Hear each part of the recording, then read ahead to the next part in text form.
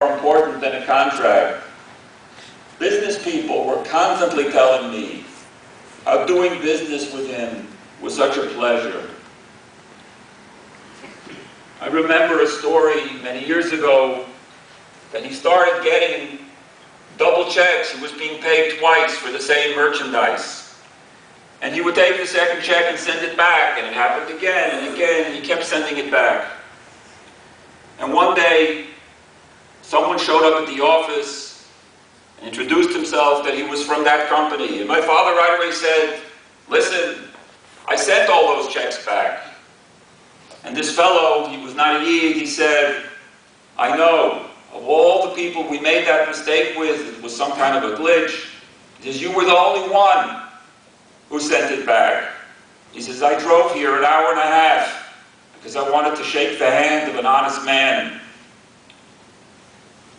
He had tremendous hakaras hatoiv, especially to the Rabbeinu Shalom, who gave him so many brachas in his lifetime.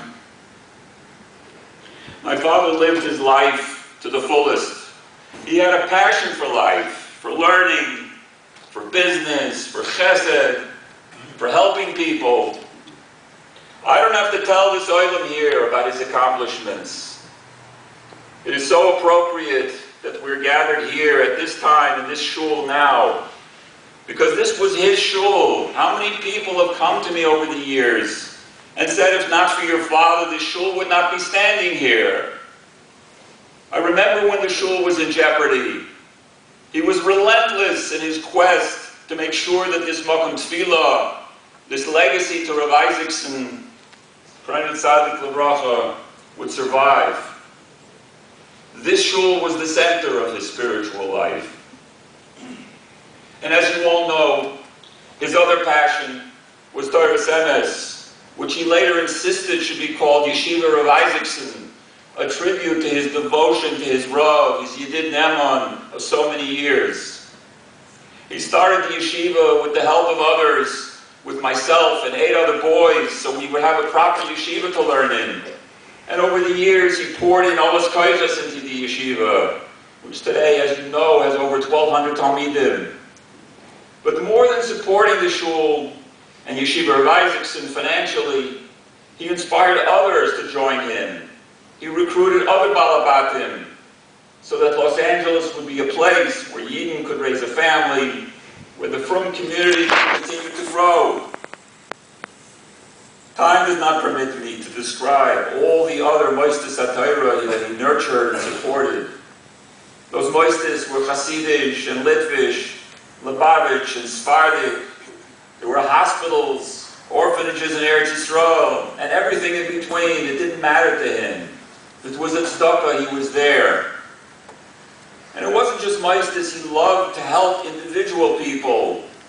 How many people listening to me right now have their homes that they live in now because he arranged for them a down payment, a mortgage, he co-signed loans for them.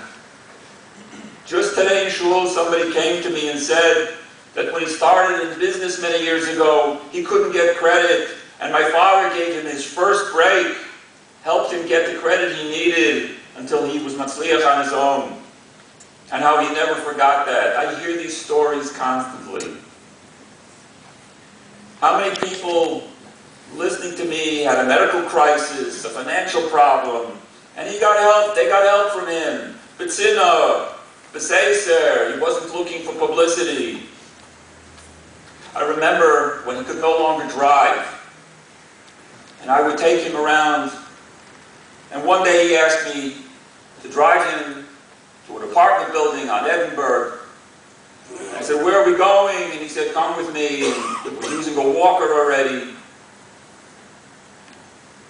And we walked into the building, and he struggled to get up the elevator, knocked on the door of an apartment, and came to the door. It's a bracha al Yid, a Rav. And my father went in and sat down with him, and he schmoozed with him for 10, 15 minutes. Left him the money he needed for the week.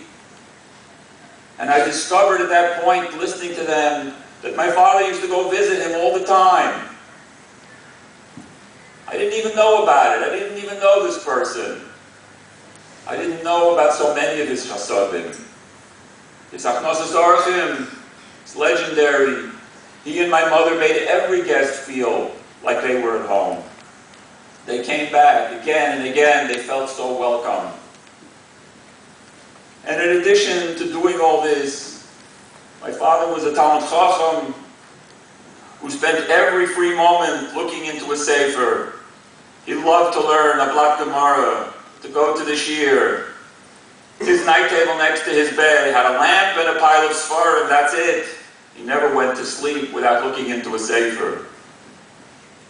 How was my father able to accomplish all of this? The Gemara Masechta Sotah tells us that Moshe Rabbeinu was nifter on Har Nevoy, the chelik of Shevet Ruvain, but he was buried in the chelik of Shevet Gad. Kishon Chelkas Mechoykek Safun, says Rashi, that was the burial place of Moshe Rabbeinu. And the distance between Shevet Rav, Ruvain, and Shevet Gad was Arba Milin, a substantial distance. Frank the Gemara, Arba Milin Mihodichai. How did he get there? And the Gemara says, Malame Joyam Mutal al Kanfei Ashkina. He was carried these Arba Milin on the wings of the Shekhinah. The life of my father, of Imayri, of Olav Shalom, was also comprised of Arba Milin.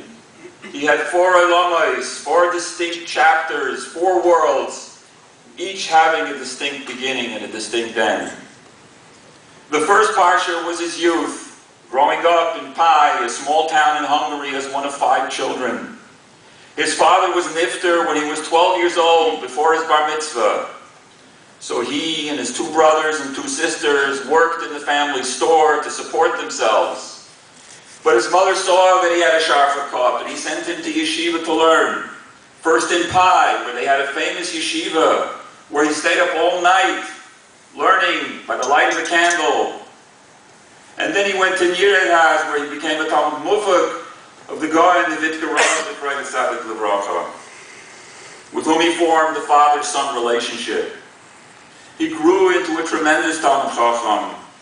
But he also learned from his Rebbe the meaning of Emunah and Bitachon, and the midas of Tzedakah and Chesed, and to help others. When his future Shver came to find a chassan for my mother, and he asked the Rav for the best bacher in the yeshiva, he was immediately introduced to my father. He met my mother, he became a chassan. Those were the happiest years of his life. But then came the Milchama, and he watched his mother cry as her sons and sons-in-law were all sent off to the Russian front and never heard from again. And so he promised her that this would not happen to him and to his younger brother, and they went into hiding. But they couldn't escape the deportations to Auschwitz, and his idyllic life came to an end. And this ended the first chapter of his life. The second stage was in the concentration camps and the labor camps in Mauthausen, in Melk,